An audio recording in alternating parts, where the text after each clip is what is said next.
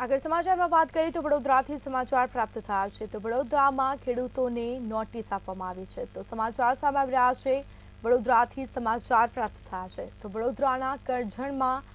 ખેત મજૂરને આઈટીની નોટિસ તો હાંદોડ ગામના ખેત મજૂરને નોટિસ મળતા ચકચાર મચી ગત વર્ષે પણ ખેત મજૂરને આઈટીની નોટિસ મળી હતી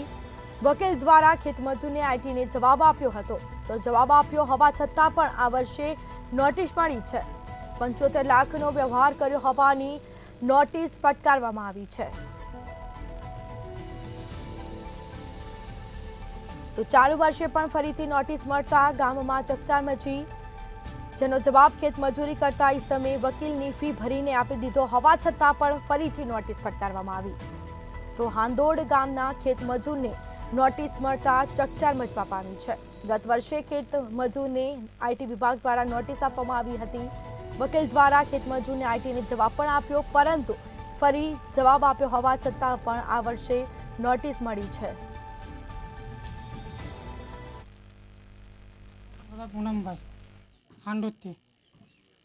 ગયા વર્ષે મારી પાસે 75 લાખની નોટિસ આવી હતી તે મેં વકીલ સાહેબને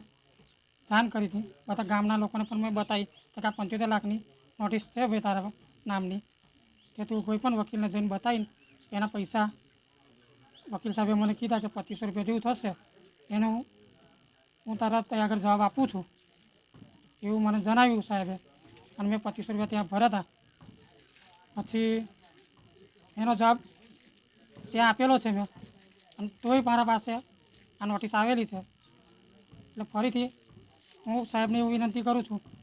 કે આ 75 લાખ રૂપિયા મારી પાસે હોત આવ્યા હોત તો હું એને પૈસા ભરવા તૈયાર હતો એનો જે ટેક્સ લાગતો હોત તે અને આ મારું ઘરને એ તમે જોઈ શકો છો શું કરો છો તમે